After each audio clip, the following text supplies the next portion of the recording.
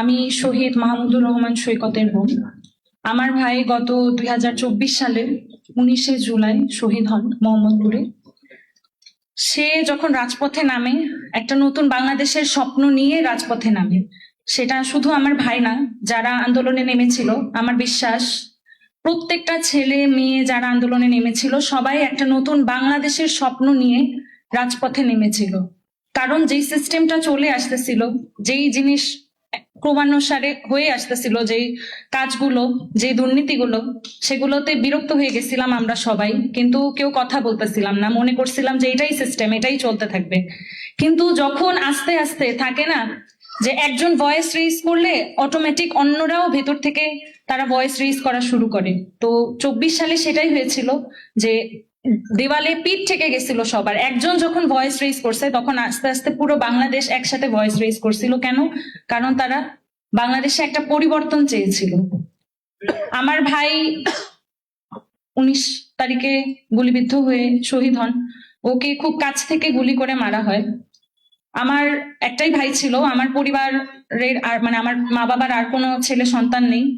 তো ও চলে যাওয়ার পরে স্বাভাবিকভাবেই আমার বাবা মা অনেক ভেঙে পড়ছে। কিন্তু তারপরও আমি, আমার বাবা মা এবং আমার বড় বোন, আমরা সবাই নতুন করে একটা স্বপ্ন দেখতেছি। আমার ভাইয়ের দেখানো যে রাস্তা, সেই রাস্তাতেই আমরা হাঁটতে চাই। আমরা নতুন যে বাংলাদেশটা, সেটা আমরা চাই, যেটার আমরা রিফ্লেকশন দেখছিলাম জুলাই সনদে। টোটাল সারা বাংলাদেশের মানুষ কিন্তু একটা বড় শতাংশ, 70% একটা ভোটে হচ্ছে, গণভোটে হ্যাঁ জয় হয়। তাহলে জুলাই সনদটা সারা বাংলাদেশের মানুষ রায় দিয়ে দিয়েছে যে আমরা জুলাই সনদটা বাস্তবায়ন চাই। তারপরেও যখন এই জুলাই সনদ বাস্তবায়ন হচ্ছে না, এটাতে ডিলেই করা হচ্ছে, তখন আমাদের সবার মনে অনেক কষ্ট। স্পেশালি আমি শহীদ পরিবারের কথা বলবো এবং আহতদের কথা বলবো। আমরা কোনো দলীয় না, শহীদ পরিবার এবং আহত কোনো দলের না। এই জিনিসটা সবসময় বলি আমরা, যে আমরা কোনো দলের না।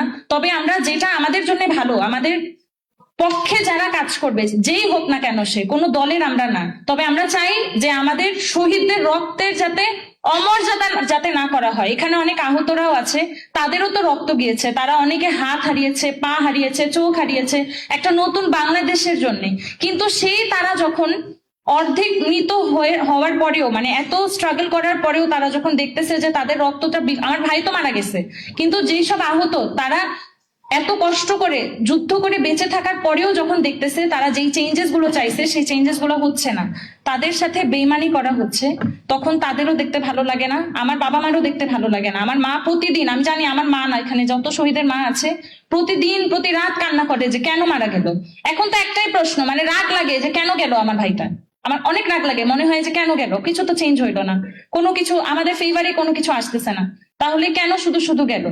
দেশ যদি চেঞ্জ না হয়, যদি আমাদের যেই জুলাই সনদটা বাস্তবায়ন না হয়, তাহলে আমার মনে হয় যে আমাদের সকল শহীদ পরিবারের সাথে বেমানি করা হবে, শহীদের রক্তের সাথে বেমানি করা হবে, আহতদের সাথে বেমানি করা হবে, সারা বাংলাদেশের সাথে বেমানি করা হবে। কারণ এত হিউজ পার্সেন্টেজ, 70%, অনেকে আছে যে বোঝেনি, অনেকের ইনফ্লুয়েন্সেও অনেকে না ভোট দিছে, বোঝে নাই। কিন্তু যারা বুঝে শুনে হ্যাঁ ভোট দিছে, তারপরেও তো পার্সেন্টেজটা হিউজ। 70% যখন গণভোট জয় হয়েছে, মানে কি এটা সারা বাংলাদেশের একটা রায়। যেমন 5ই অগস্ট সারা বাংলাদেশ রায় দিয়ে দিছে হাসিনা এই দেশে থাকতে পারবে না, আর কখনো হাসিনা রাজনীতি করতে পারবে না। সেম বাংলাদেশের জনগণ রায় দিয়ে দিছে, গণভোটে হ্যাঁ দিয়েছে, এবং তারা জুলাই সনদ বাস্তবায়নের পক্ষে রায় দিছে। সুতরাং জুলাই সনদটা বাস্তবায়ন করতে হবে। এটার এগেনস্টে যেই কথা বলুক, আমরা সকল শহীদ পরিবার এবং আহত তাদের এগেনস্টে চলে যাব, যেই হোক সে। কোনো দল মত, আমরা শহীদ পরিবার কোনো দলের না, আমরা নির্দলীয়। যারা আমাদের জন্য কাজ করবে, যারা পাশে দাঁড়াবে, আমরা সবার, কোনো দলের হয়ে আমরা কাজ করব না। কিন্তু যদি কেউ আমাদের এগেনস্টে যায়, আমরাও তাদের এগেনস্টে যাইতে 2 মিনিটও ভাববো না। আমরা শহীদ পরিবার এবং আহত, আমরা সবাই জুলাই সনদের বাস্তবায়ন চাই, এবং এটা খুব দ্রুত সময়ের মধ্যে করতে হবে। ধন্যবাদ।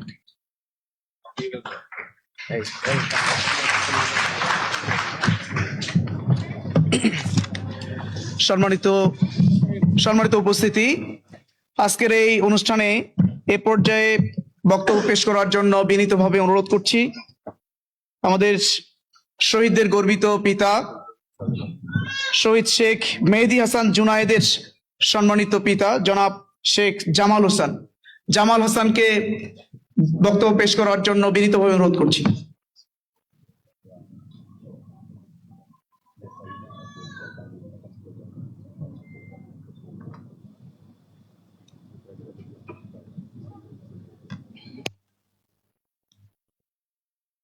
বিসমিল্লাহির রহমানির রহিম।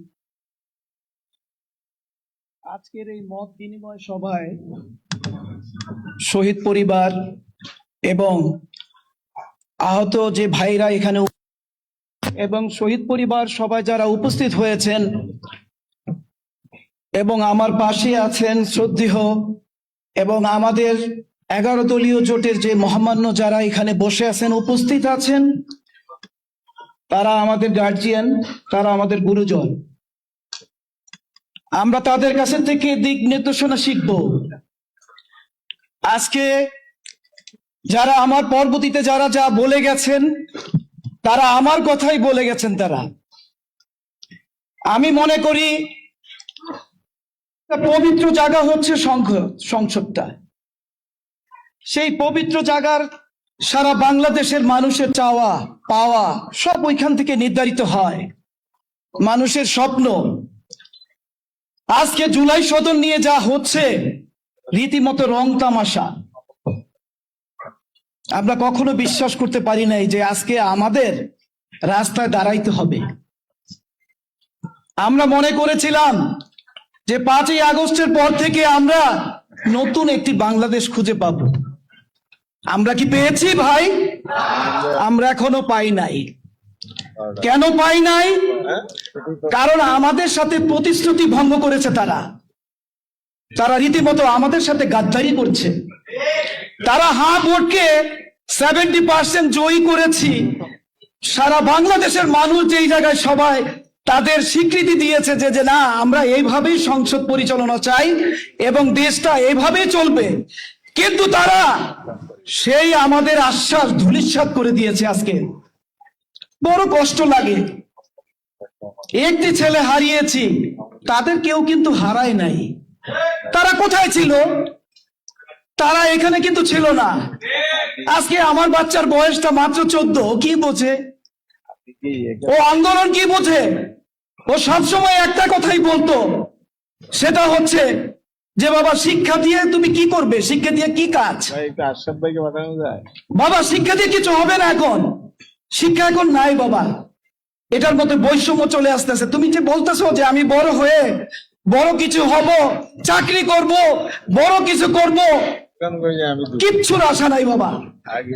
তা ঘর থেকে যখন একটি 14 বছরের শিশু সে মায়ের কাছে শেষ খাবার খেলো, এক মুঠো ভাত খেতে চেয়েছিল সেদিন, যে মা তুমি আজকে খাওয়াই দাও আমাকে। 5ই আগস্টের দিন চাঙ্কারপুর, সেখানে অনেকেই উপস্থিত ছিল। ওই মর্মাহত সিনটা সবাই দেখেছে। আসিফ মাহমুদ ভুঁইয়া ওখানে ছিল, সে দেখেছে, সে বলেছে যে আমার সামনে লাশটা এইভাবে বললো। ওইখানে বাদী হয়ে গেছেন বাড়িওয়ালারা পর্যন্ত, যে একটা শিশু, সে একটা বাচ্চা, সে বাসা থেকে বের হয়েছে যে মা আজকে নতুন বাংলাদেশ হবে। এর চেয়ে আর কষ্ট কি হইতে পারে? আমরা কিছু বলার ভাষা নাই। আমার একটি মাত্র ছেলে ছিল, সে 10 পারা কোরআনে হাফিজ ছিল। কি পেলাম আমরা? আর সংসদে বসে বসে আপনারা হাসি ঠাট্টা করেন, গল্প করেন। কিসের দাবি? কোত্থেকে আসলো আমাদের দাবি? তো আমাদের হইল না কেন?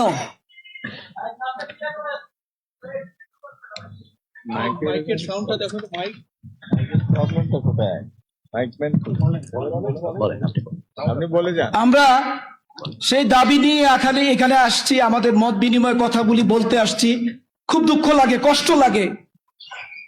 আমরা সব হারাইছি, এখন হারানোর কিছুই নাই। আপনারা পূর্ববর্তী যেই কথাগুলি বলে গেছেন, যে ইয়েগুলি বলে গেছেন, সেইগুলি বাস্তবায়ন করেন। আজকে স্টেজে মঞ্চে সবসময় বলে গেছেন আপনারা যে আমরা হা ভোটকে জয়ী করবেন, আপনারা হা ভোট দিবেন, কিন্তু আজকে আপনাদের এই কথাগুলি কোথায় চলে গেল? এটা তো নেহাত জাতির সাথে বেইমানি। এটা করেন না।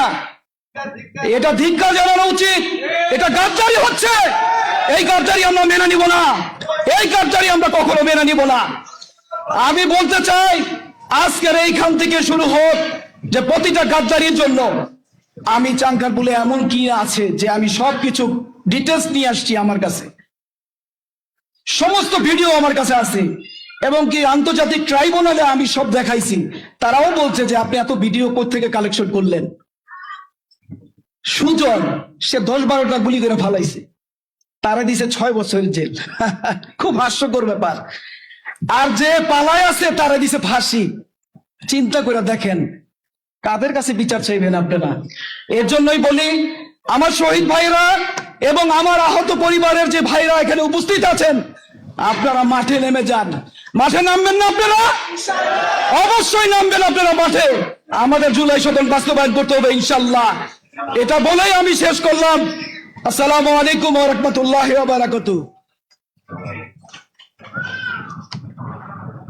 সম্মানিত উপস্থিতি, এ পর্যায়ে বক্তব্য রাখার জন্য অনুরোধ করছি গুলি খেয়েও যারা অন্যায়ের কাছে মাথা নত করে নেই, আমাদের সে অন্যতম জুলাই যোদ্ধা আমাদের প্রিয় ভাই মুস্তাফিজুর রহমান।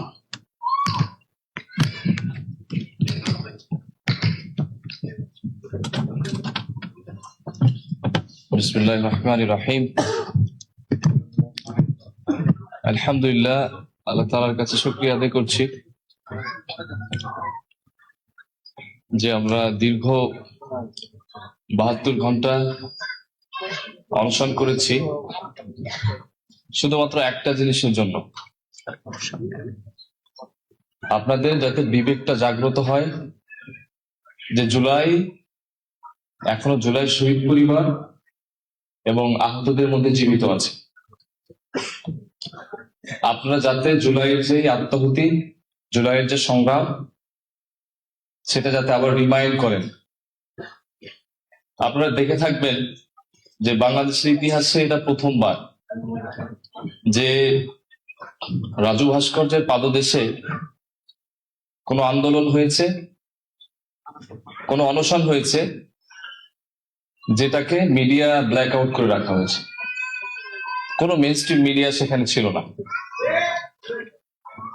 আমরা 3টা দিন অভুক্ত, কোনো রাজনৈতিক দলের নেতা সেখানে যায়নি।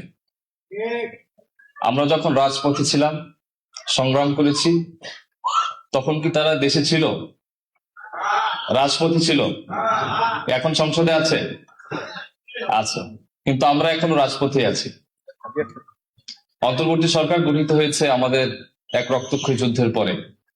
অনেক সুযোগ ছিল আমার দেখা করার, আমি প্রফেসর মোহাম্মদ ইউনূস স্যারের সাথে দেখা করতে পারতাম, আমি করিনি। কারো কোনো উপদেষ্টার সাথে আমি পার্সোনালি দেখা করিনি। কেন করিনি? কারণ আমরা কখনো ক্রেডিট নিতে চাইনি। আপনারা জানেন বাংলাদেশের ইতিহাসে এটাই প্রথম যে প্রাইভেট ইউনিভার্সিটির স্টুডেন্টরা তারা যদি 18 জুলাই না নামতো, বাংলাদেশের অভ্যুত্থানের ইতিহাস ভিন্ন হতো। আমরা 37 জন শহীদ হয়েছি, পাবলিকে 12 জন। ঢাকা বিশ্ববিদ্যালয়ে কোনো শহীদ আছে? তাহলে আমাদের ক্রেডিটকে ডিসক্রেডিট করা হয়েছে, আমরা তাও কিছু বলিনি।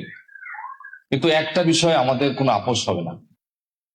আপনারা যার যার মতো করে ভাগ বাটোয়ারা করে নিয়েছেন, নিজের স্বার্থ বুঝে নিয়েছেন, কিন্তু একটা জায়গা অন্তত এক থাকেন, সেটা হচ্ছে যে আমূল পরিবর্তনের জন্য, যে ফ্যাসিবাদী কাঠামোর মূলোৎপাটন করার জন্য আমার এতগুলো ভাই শহীদ হয়েছে, এতগুলো ভাই পঙ্গু হয়েছে, সেই আত্মত্যাগের মূল্যায়নটা আপনারা যাতে করেন।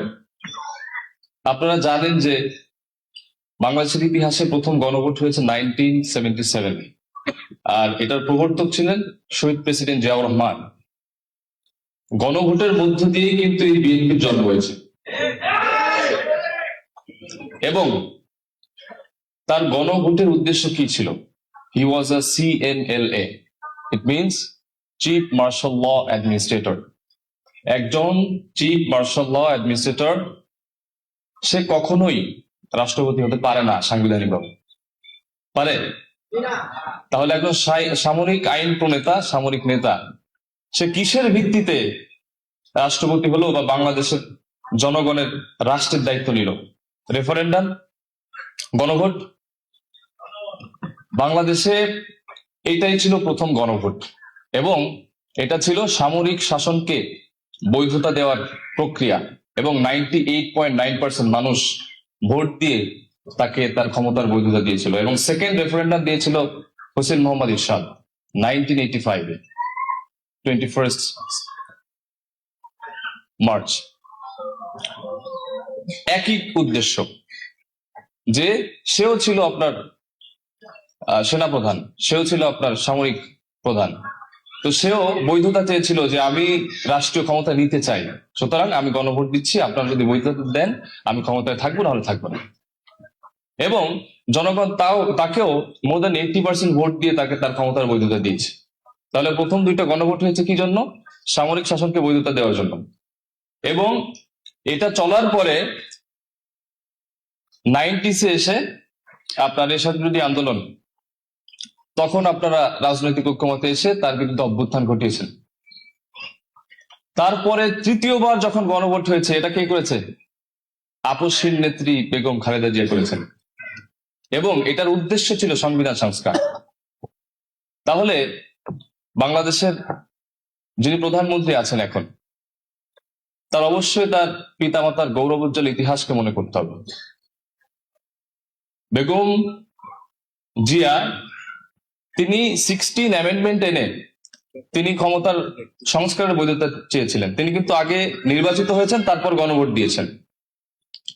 তাহলে আপনার সম্মানিত মা বাংলাদেশের সংবিধান সংস্কারের জন্য গণভোট দিয়ে আপনার কনস্টিটিউশনে অ্যামেন্ডমেন্ট এনেছেন, তাহলে এখন গণভোট মানতে আপনাদের সমস্যা কোথায়? এখন কথা হচ্ছে, একটা জিনিস মনে করিয়ে দিচ্ছি, যে লাখো শহীদের রক্তে কেনা 71 যদি কারো বাপের না হয়, হাজারো শহীদের রক্তে কেনা 24 কারো বাপের না। সুতরাং কোনো ছলচাতুরি চলবে না। অনেক দেখেছি আপনারা চরম আনকনস্টিটিউশনাল আনলফুল কাজ আপনারা পার্লামেন্টে করছেন।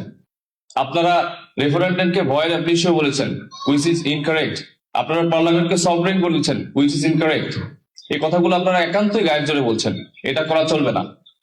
আমি বিরোধী দলকে অতি আন্তরিকভাবে বলছি যে আপনারা যথেষ্ট ধৈর্যের সাথে আপনাদের দায়িত্ব পালন করছেন পার্লামেন্টে, কিন্তু এভাবে কাজ হবে না, এভাবে হবে না। আমরা অনশনরত অবস্থায় 5 জন সংসদ সদস্য, মাননীয় সংসদ সদস্য আমার সাথে দেখা করেছেন। আলহামদুলিল্লাহ, ওনাদের একটাই কথা যে তারা শুনছে না। তা শুনছে না, তাহলে আমি কি করবো পার্লামেন্টে থেকে? আপনাদের রাজপথে ছাড়া এই জুলাই সনদ বাস্তবায়ন হবে না, কোনো মতেও তারা শুনবে না। তারা দলীয় এজেন্ডাকে, দলীয় মতের অভিপ্রায়কে 70% জনমানুষের অভিপ্রায়ের উপরে আস্থা দিয়েছে, অবস্থান করিয়েছে। 70% ইজ মোর দ্যান 51%, রাইট? এখানে ডিপ স্টেটকে ব্যবহার করে তারা ইঞ্জিনিয়ারিং এর মাধ্যমে সংখ্যাগরিষ্ঠতা পেয়েছে। আমরা বলি নাই, আমরা বলি নাই। এবং তারা এইভাবে ক্ষমতায় এসে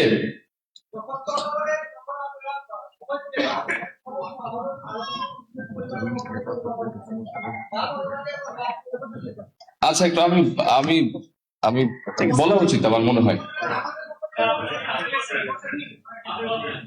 আচ্ছা, আমি বলছি, সেটা হচ্ছে যে তাদের যে দলীয় এজেন্ডা, সেটাকে তারা জনগণের পরম অভিপ্রায়ের উপরে গিয়ে তারা সেটাকে অবস্থান দিয়েছে। যেমন আপনি দেখেন 70% মানুষ গণরায় দিয়েছে সংবিধান সংস্কারের জন্য, এটা সেটেল ইস্যু। তারা 9 মাস ঐক্যমত কমিশনে আলোচনা করেছে, এবং তাদের আলোচনার পক্ষে জনমানুষ আছে কিনা সেইটা জানার জন্যই তো গণভোট হয়েছে। তা গণভোট দিলেন, এখন মানতে অসুবিধা হচ্ছে কেন? কারণ আপনারা সেই ফ্যাসিবাদী কাঠামোকে পুনর্বহাল রাখতে চান। আপনাদেরকে মনে না করিয়ে দিলে আমার গুনাহ হবে, ভুল হবে না, শুধু গুনাহ হবে। সেটা হচ্ছে আপনার আলী হাসান মুজাহিদ সাহেব, মতিউর রহমান রিজাইব সাহেব, তাদের সাথে কি করা হয়েছিল জাতি আমরা দেখি নাই? কি করা হয়েছিল? তারা ফুল মন্ত্রী ছিলেন না? তাদের ফাঁসিতে ঝুলানো হয়েছে, ঝুলানো হয়েছে, ঝুলানো হয়েছে। আপনি ভুল বলছেন। ঝুলানো হয়েছে না? আপনাদের নিশ্চিন্ত হওয়ার কোনো সুযোগ নেই। আপনারা কতটা জুলুম নির্যাতনের সয়েছেন এটা আমরা জানি, আপনাদের প্রতি সহমর্মিতা আমাদের আছে। ঠিক একই ঘটনা আপনাদের সাথে হবে যারা এখন সংসদে আছেন বিরোধী দলের পক্ষ থেকে। আমরা চাই না আপনাদের জানমাল পূর্বের মতো ক্ষতিগ্রস্ত হোক।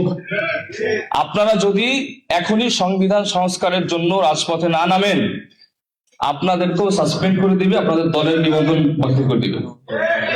আপনারা এখনই আপনাদের শুভ বুদ্ধির উদয় হওয়া উচিত। এই জন্য আমি বলছি যে জুলাই সনদে কোনো আপোষ করবেন না। আমাদের দায়িত্ব ছিল, আমরা ছাত্র নেতৃত্ব দিয়ে আমাদের যার যার জায়গা থেকে আমরা একটা অভ্যুত্থান করতে পেরেছি। আল্লাহ সুবহানাহু ওয়া তাআলা আমাদের সাহায্য করেছেন। গত 17 বছর অনেক আন্দোলন হয়েছে, কোনো কাজ হয়নি। আল্লাহ আমাদের কবুল করেছেন বলে আজকে এখানে কথা বলছি।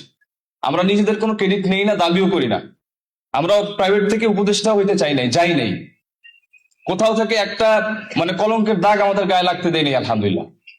শুধু সত্য বলতে চাইছি, সত্য বলবো বলেই।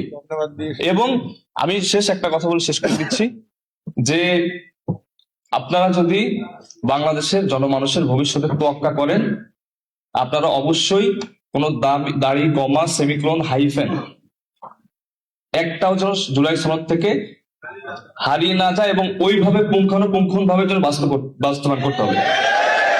যদি একটা অর্ডিন্যান্স এখান থেকে সরিয়ে ফেলে, আপনারা জানেন কথা অনেক চলে আসতেছে, আমি দুঃখিত, যে তারা গুম কমিশন অর্ডিন্যান্স কেন বাদ দিচ্ছে, তারা সুপ্রিম কোর্টের বিচার সচিবালয় সংশোধনী অধ্যাদেশ কেন বাদ দিচ্ছে, তারা ব্যাংক রেজুলেশন অধ্যাদেশ কেন বাদ দিচ্ছে, তারা পুনরায় সেই পুনর্বহাল করতে চায় ফ্যাসিবাদী কাঠামো।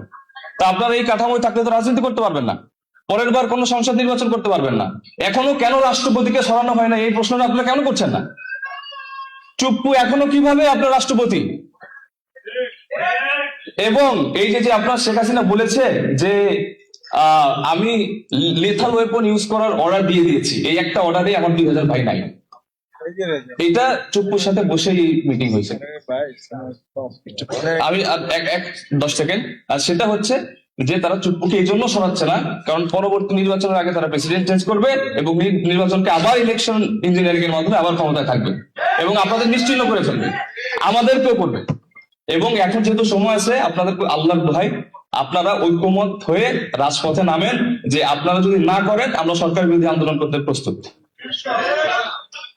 মাফ করবেন, আমি একটু বেশি বলে ফেলছি, অনেক আক্ষেপ আমার ভিতরে, আমি না বলে পারি নাই, আমাকে মাফ করবেন। সালাম আলাইকুম।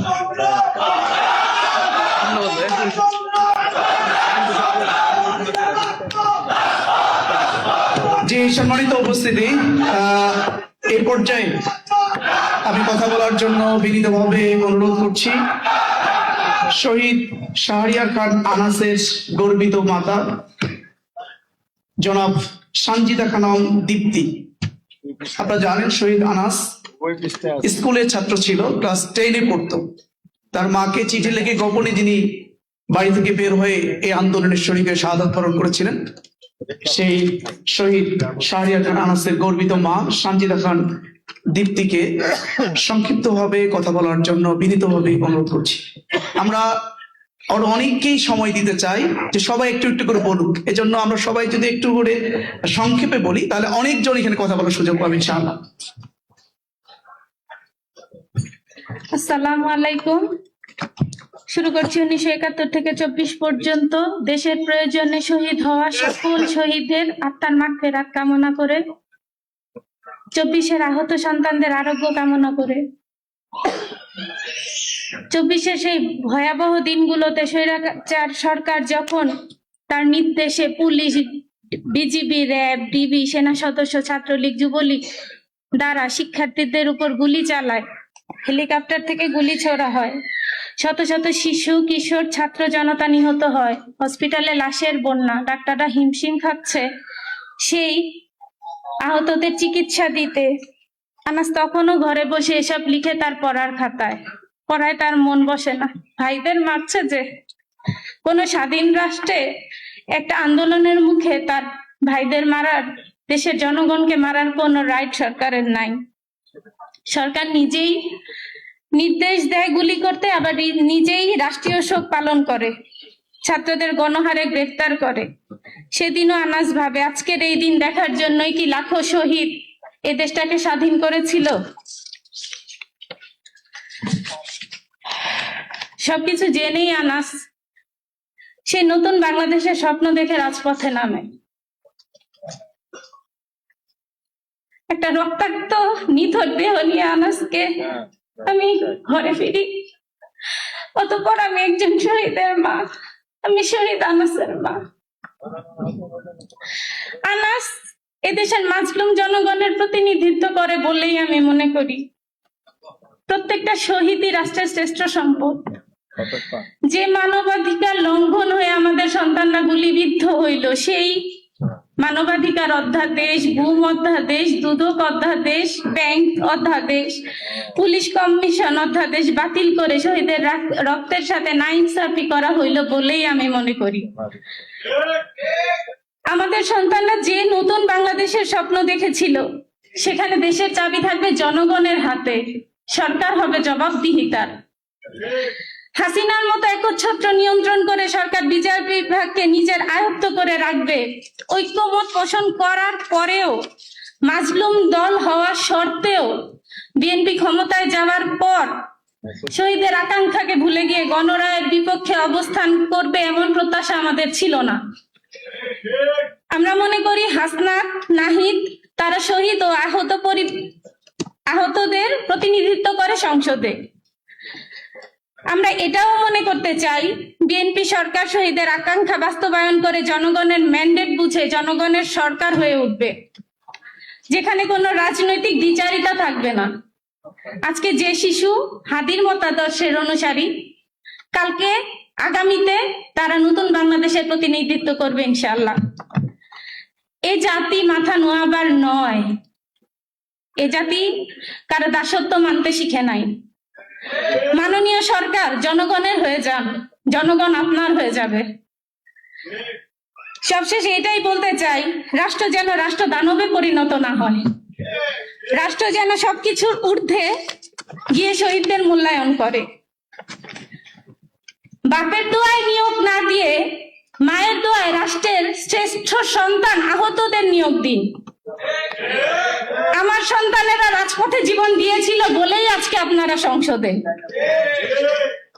1400+ শহীদ, 30,000+ আহত সন্তানের মায়েরা, তরুণ স্ত্রীরা, অবুঝ সন্তানেরা অন্তত এই সান্ত্বনাটা নিয়ে বেঁচে থাকতে চায়।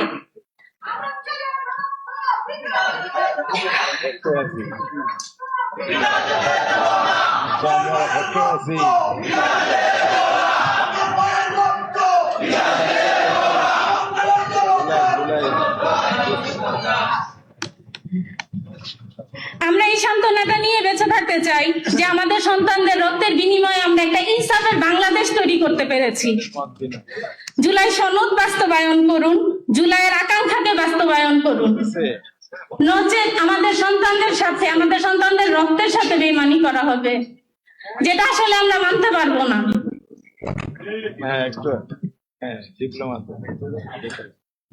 আমরা যা হারিয়েছি তা আপনারা হারান নাই, আমাদের কষ্ট হয়তো আপনারা বুঝবেন না, আপনারা যা পেয়েছেন তা আমরা পাই নাই। আমরা যেটা চাই সেটা হচ্ছে আমাদের দেশ, আমাদের দেশের সর্বোচ্চ প্রায়োরিটি, আমাদের দেশ, আমাদের সন্তানদের রক্তের যে অবদান সেটা দেশের প্রত্যেকটা মানুষ ভোগ করুক, প্রত্যেকটা জায়গা দুর্নীতি মুক্ত হোক, আমলাতান্ত্রিক জটিলতা দূর হোক, সরকারের একচ্ছত্র নিয়ন্ত্রণ মুক্ত হোক, বিচার বিভাগ স্বাধীন হোক। আমরা শহীদের রক্তের যেই বিচার, যেই প্রক্রিয়া, এই প্রক্রিয়াকে স্বচ্ছভাবে আদালতে দেখতে চাই। দলীয়করণ, সরকারের নিয়ন্ত্রণ ব্যতীত। ইনকলাব জিন্দাবাদ। আসসালামু আলাইকুম।